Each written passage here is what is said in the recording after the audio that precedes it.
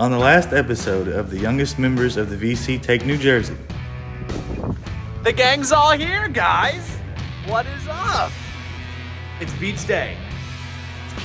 But it's okay. Don't listen to me! Mama's got to make sure the door is locked, children. Yeah, let me get you a light. We will party. 30 whole cents. Woke up this morning, got some gabagoo. And then I woke up the next day and got some gabagoo. Keep waking up and keep getting different types of gabagoo. I even got some gabagoo from Scooby-Doo.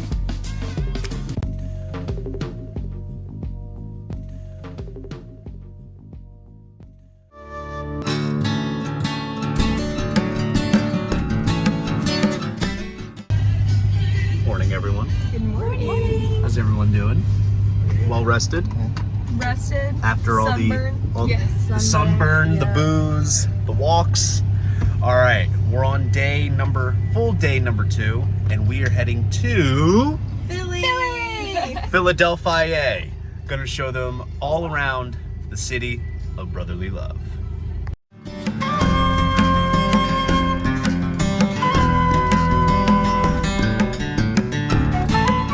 So since Philadelphia is like the main big city that's kind of close to the South Jersey area where we're staying, a Philadelphia day had to be in the cards. So here we are at a Philly staple, and that is Geno's, having a genuine Philly cheesesteak, not with that American cheese bullshit. Whiz, baby, whiz. We had some awesome cheesesteaks at Geno's, and the cheese fries were really great as well. That is probably one of the things I was looking forward to most about Philadelphia, if I'm being honest, because I'm a big foodie. I gotta admit, the grinders in Casey are pretty good, but Philadelphia, man, those cheesesteaks were fantastic.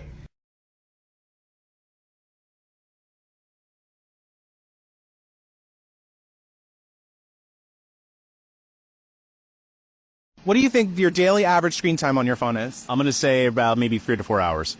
Do you have your phone to prove it to us? Yes. Daily average, 4 hours and 47 minutes. Do you think that's a lot? I mean, I feel like maybe it's average for as much downtime that I have to try to watch whatever is of interest for me. So what do you use your phone mostly for? Filming content for my YouTube channel, as well as recreational YouTube and TikToking. What do you do on YouTube? Tell us about it. I talk about vinyl collecting and music. Check me out at The Record Spinner. This goes to you, my friend. Got a trophy for this? You got a trophy. Yeah, Top Banana Award. Thank you very much. Of course. It proves how much you've used your phone in your 5 hours of screen time. Hell yes, and also potassium is very important as well. So this is a firm reminder to all of you out there. All right, guys, the moment you've been waiting for. We are hitting up our first record store of this trip, and we are going to the legendary Repo Records here in Philadelphia. Now, Repo, to me, I think is the Philadelphia equivalent of something like Amoeba. Not so much in size and scale, but in terms of the reputation. So, let's rock and roll.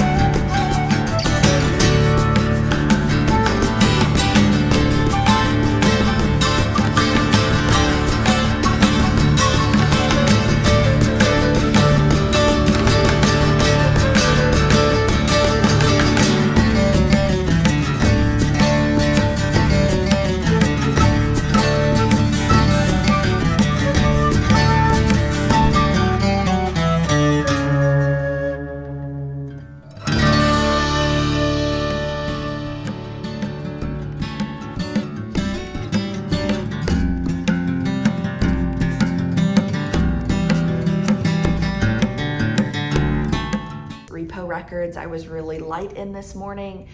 There were a couple good things there, but I think a lot of stuff was really honestly a little bit overpriced. So would you say we kind of started a little bit on the lighter side? Definitely. A little bit on the light. Look, the great thing is we all left with bags, but this is the calm before the storm. So not only are we on the hunt for records, but we're gonna get some culture in. And the history buff here. The history buff here is gonna have the time of her life on this little extension. Honestly, I haven't even been to these places. For as much as I've been a resident in South Jersey and going to Philly for almost all my life, I've never been to these places. I'm so excited. There's a reason why I'm a history teacher, literally. You shall see where we're gonna go. Pursuit of knowledge. Literally where the Second Continental Congress came together and decided, like, you know what? Fuck King George. Like, you know what I mean? Like that building right there is where everything started. We got to see Independence Hall, but we didn't get to go tour it. We're going to go tour it tomorrow. Getting tickets to that, we've said, is like trying to get concert tickets. It's crazy.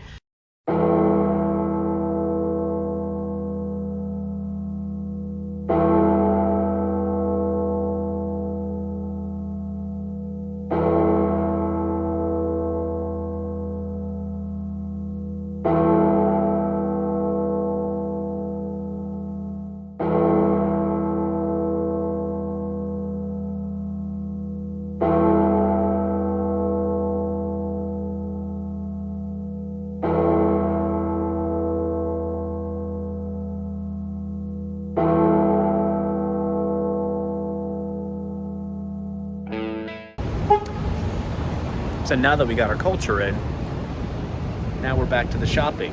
Now we're gonna go to Long in the Tooth. Let's go.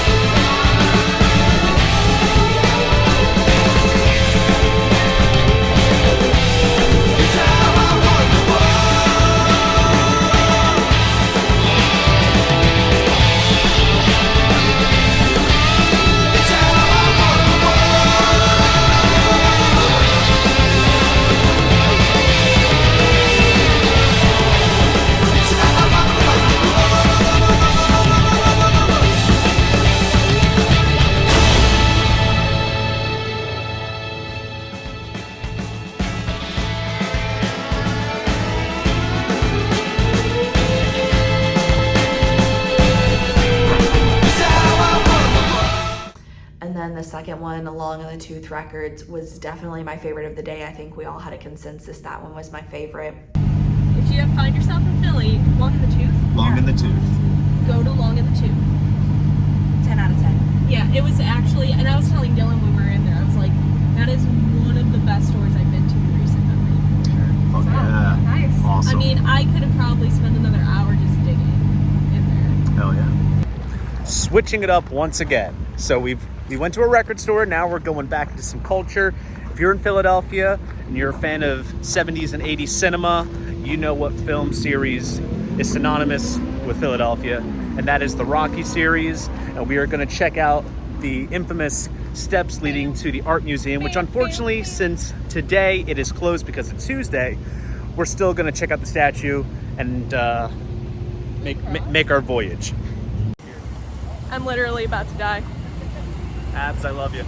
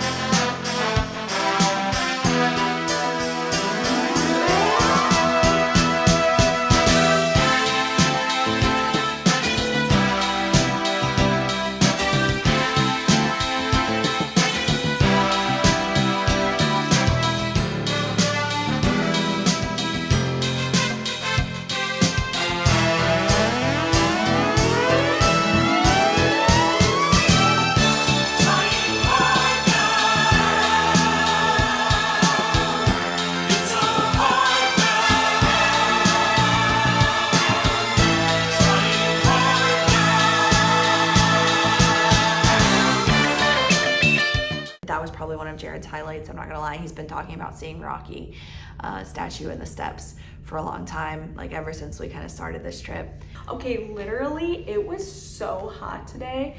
I had sweat everywhere. Also, running up the Rocky stairs, I totally pulled something in my leg, so that's fun.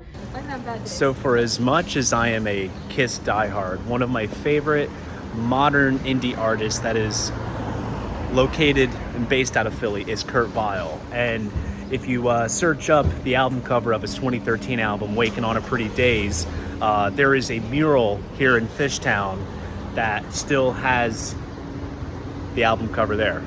So now I get to cross a bucket list thing off my list.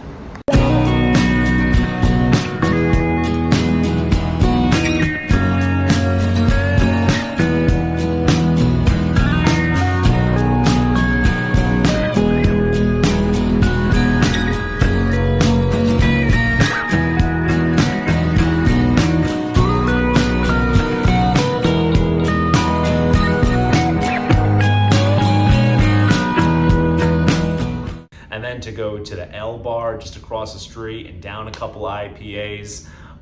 It was just an all-around fantastic time. Just a great little dinky dive bar, no frills, no nothing. It was just absolutely solid. Gabagool, red roasted peppers, basil, parmesan, and the fresh mutts. The fresh mutts. The dogs. The dogs. Even like Fishtown, this kind of place where we kind of hung out and saw like a Kurt Vile mural and all that fun stuff, like that was awesome. So I'm a huge fan of Philly. I totally get it. Yeah. Who's ready to spend money? Who's ready to spend money? Always. We are at our last record stop in Philly, and that is the Philadelphia Record Exchange. If you're gonna have a record store that has your city's name in it, it better fucking live up. It better hit. It better be good. I better spend lots of money. It better not be Peaches, New Orleans. Fuck I will Peaches. fuck that shit over if it is. Come on now. Let's fucking go.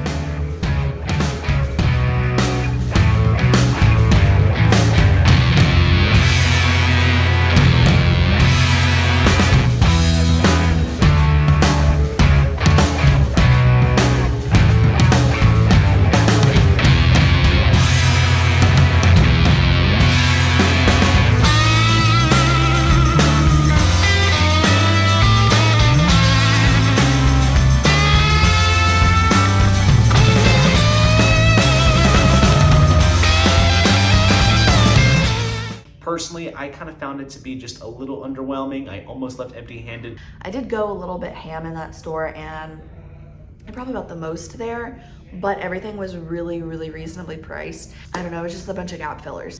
Oh my god, and the pizza tonight, honestly, I've yet to have a bad meal here. Open that thing. You guys smell that shit? Oh my god! So we kicked things off over at Repo Records, and I picked up a couple of things. Oops, one of them actually just fell out.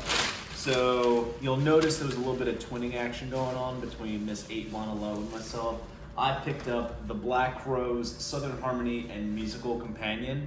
I almost picked this up when I went out to California and hung out with the Stone Kings. And instead I picked up the Amorica album. This one has Remedy on it and some other great tunes. I've been meaning to beef up the Black Crowes collection, and I think this trip is going to be the one where I do that. So I was very happy to get this. Also checked out the new Arrivals section, and I copped King Gizzard and the Lizard Wizard live in San Francisco 2016. Basically, it's a double live album of them basically playing Nonagon Infinity as well as a bunch of other tunes. This is a deluxe version, which comes with like a sort of foil type cover, colored vinyl, which is really sick. And then I also picked up the newest 7-inch of this awesome punk band called Amel and the Sniffers. This popped up on Discogs as like one of the most sought after 7-inches that have come out this year. So when I saw it, I had to get it. That was what I got at Repo. Now moving on to Long in the Tooth. Now I had last been to Long in the Tooth like several years ago, and I kind of forgot how great the store was or how better it became because I didn't do as much damage the previous times that I went. So I picked up, quite an assortment actually. Picked up King's Controversy, been needing to beef up the early King's collection. I heard this album once and I absolutely loved it upon first listen, so had to get it. This is one I've been wanting for a while. Tubeway Army, Gary Newman, replicas. Our Friends Electric is on this album. I absolutely love early Gary Newman, Tubeway Army stuff. It's still very punky and new wavy, but it still has a lot of bit of like a rocky kind of grit to it. So really happy to have this. This I originally had put in Jenna's hands, and then we ended up doing like a little swap deal. And that is the recently released Paul McCartney and Wings One Hand Clapping. A little bit of like an unreleased sort of concert documentary type deal from 1974, and they went ahead and finally released a soundtrack for it on 2 LPs, and it's almost like a nice companion to like Wings Over America if you want your nice little serving of Wing stuff here. So happy to get that. Went heavy in the Pink Floyd section. I picked up this kind of interesting copy of Atom Heart Mother, single jacket, no gatefold. It's an unofficial press, and it's on blue vinyl, which I think matches the artwork quite perfectly. And also, it's different because you have the album title and band name on the front along with the track list on the back, so it's different. And then I also picked up this picture disc called The Endless Outtakes, and this consists of all of the bonus cuts and cuts from The Endless River, so good instrumental ambient Floyd stuff here.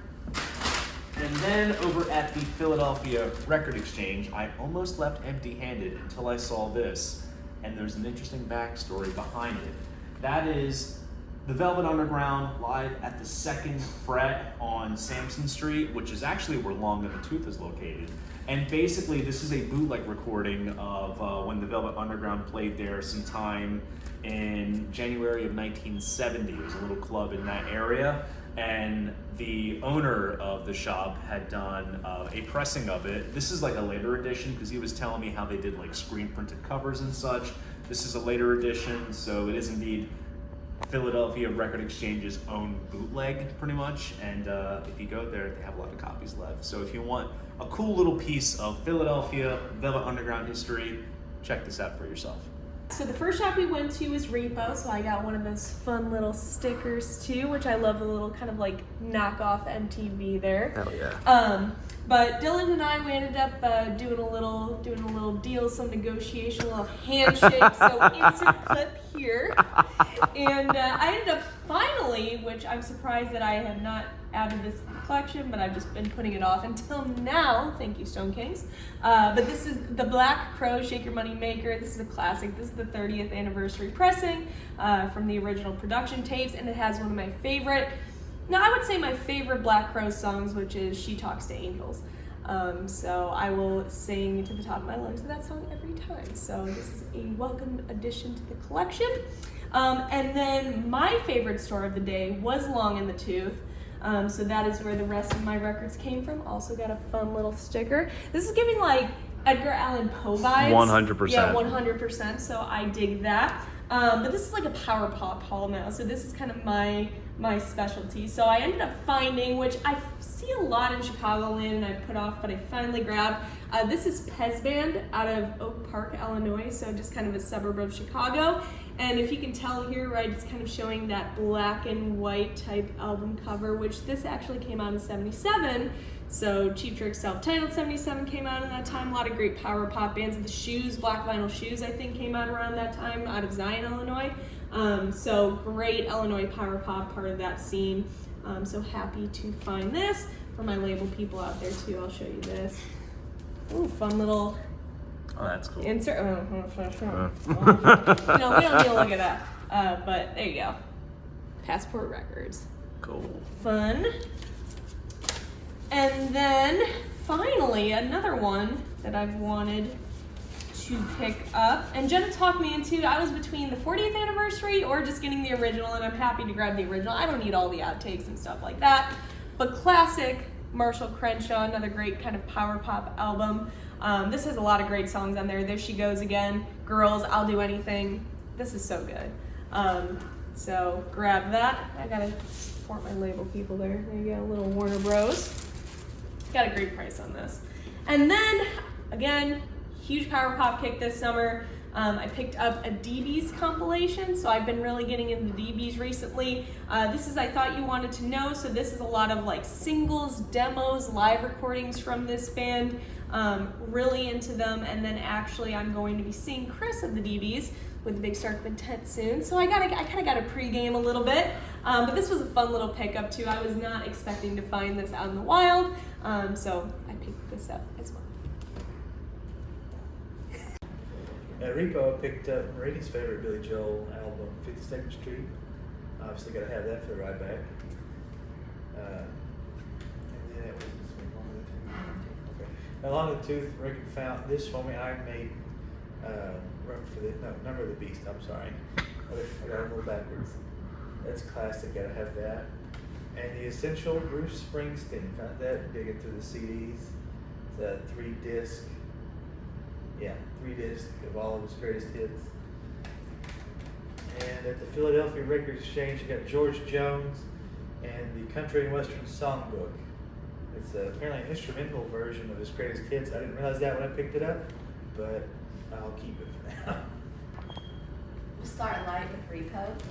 I did end up getting a shirt because I'm a sucker for tie-dye, and I thought that their design was really cool. And Jared and I typically like share a lot of band shirts and record shirts and stuff, so I thought that would be nice for us to kind of share. I'm sure he probably won't wear it as much because it's like pastel and kind of girly looking, but then I found the Lainey Wilson double 7-inch that was released for Record Store Day this past year. This was kind of on my like maybe list because I'm not a huge Lainey Wilson fan, but there are a couple good songs on here that I really like from her, and I wanted to kind of have them on vinyl, and Matt's didn't get them. Then they only got like a copy in like a week later, and it sold really quick, and I just kind of gave up on getting this, but now I have it. And I also got Incesticide by Nirvana. So this is like the double LP standard black version that was released, I don't know, 5 or 6 years ago, something like that. 2016, I think, actually. It's been a Goes while. back a while. It's been a while. I don't know. My years run together. But I actually have an original 1992 blue swirl press of this. It's great, and I love it. But I hate playing it because I'm always afraid that like something's gonna happen to it, and that's like such an expensive record. So I thought I would get this repressed so that I could play it a little more often. And then Long in the Tooth was really great. I found a lot of really awesome stuff there. We'll start with the CD, Stop, Drop, and Roll by Foxborough Hot Tubs. If you guys know Green Day, there's definitely a Green Day connection in here. It's fantastic. I have this album on vinyl, but I've not had the CD, so I thought it'd be fun for the ride home. This kind of brings me back to high school. This is The Dream Is Over by Pup. Great pop punk band. Used to love them a lot in high school. This was about the time that I started really getting into their music. I've never owned this album on vinyl, and I kind of just saw it as an essential to pick up. I also found this compilation, Mine by Dolly Parton. Just got a lot of her songs on here. Really great compilation. Just kind of saw it and was like, I need to have that. Kind of a last minute find was Jackson 5 Triumph. Again, this is one I've been kind of wanting to add to my collection for a while. Just saw it there, picked it up.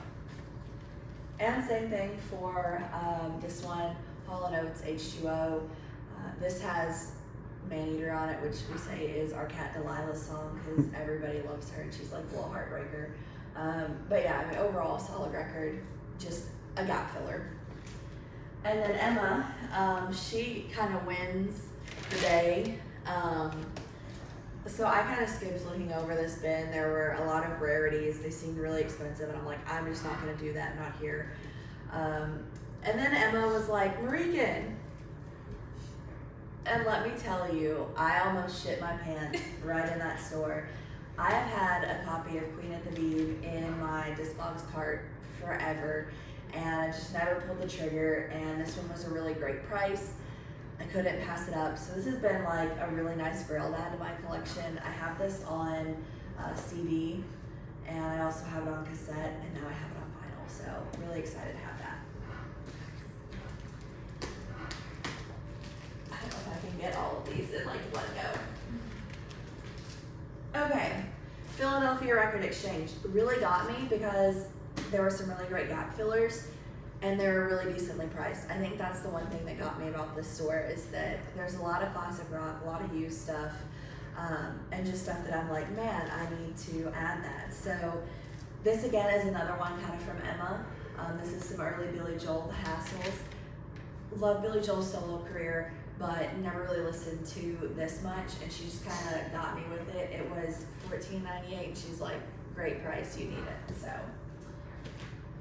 Also, courtesy of Emma, some Rubinoos. She kind of talked me into these, so we have Back to the Drawing Board, and what is this one, self-titled? Self-titled. Yeah.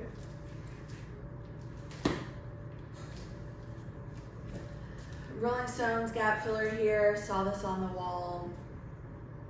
I mean, do I need to explain any of these to you guys? One of my favorites. Some Loretta, and then One's on the Way, Loretta Lynn, classic. Those are two I didn't have in my collection. Another gap filler, Olivia Newton-John, Greatest Hits Volume 2. This is just kind of a good compilation to have. I don't have a lot of her albums on vinyl, so I feel like this one will be nice to throw on. Emerson, Lake and Powell. Great album. Never saw this out in the wild, and I was like, yep, now it's definitely an opportunity. And for $4.98, you can't pass that up. Then we have some more Hall & Oates, Rock and Soul Part 1. This is a hits compilation. Again, just kind of a classic there. This was on the wall, and I walked past it a couple times, like debating on if I really needed it. Aretha Franklin, Aretha Now. Don't have a lot of her stuff in my collection, but I definitely wanted to get some more. And this is just a classic record of hers. And I'm kind of twinning with Dylan on the Velvet Underground release. When I heard the guy talking about it at the store, I was like, okay, I need to take a piece of Philly with me, and this is that. Alright, well first for me at Repo Records, I got Nick Drake. I have Pink Moon, but I need to finally fill out the rest, so good start there. We got Bikini Kill. I actually don't have any Bikini Kill on vinyl, so this is my first time, but I'm kind of like getting more into the punk, especially the female punk, and that's essential, so. Mazzy Star, this is just one that I want to like fall asleep to, relax to, and so this is kind of one that I want to warm in my new apartment with. Courtney Barnett and Kurt Vile. So since we went to the mural with Kurt Vile, we're kind of having a Kurt Vile day. So Hell yeah. This album though I love, and Blue Cheese is such a like funny little song that gets stuck in my head all the time. To finally hear on vinyl will be amazing. I also got from Repo a Frank Zappa poster, but it's kind of like the Mona Lisa, but it's kind of funny, like that. And then at Long in the Tooth, this was put in my hands by Dylan. This Sid Barrett kind of compilation. It says it has some of the Pink Floyd stuff and some of the solo Sid Barrett stuff, so a good mix of songs in there. This was also put in my hands by Dylan. Little I'm gonna need a influencing. little bit of a synopsis from you on this one again. Death for the whole world to see. Trio of brothers from Detroit making some nice, gritty, fast punk, garage punk rock. And when I heard that, I said yes, put it in my hands. Fantastic stuff. The Last Dinner Party, this is their debut album. I have tickets to them for next month in Kansas City, so I'm so excited, and I have to get this to prep for it. And then another one that I've needed forever, I've had the Cranberries on CD, but never on vinyl, so this one I've needed forever. And then Karen Dalton, another one of those voices, kind of like Mazzy Star, where I can kind of like relax and just kind of play this and kind of just last album before bed, maybe a nightcap album. Honestly, so far, the record stores, I'm dropping more money than I thought I would, than I probably should as well. And hopefully, by the time we go to these last few stores, these next few days, hopefully nothing bad happens and my wallet stays intact. On the next episode of the youngest members of the VC Take New Jersey. Here's to draining the wallets today. I'm ready to throw down. You were lucky I had that second mimosa. Sky Valley! Sky Valley! Dylan made me spend way too much fucking money one more time! What are we gonna do, Derek? We're gonna steal the decorations, make a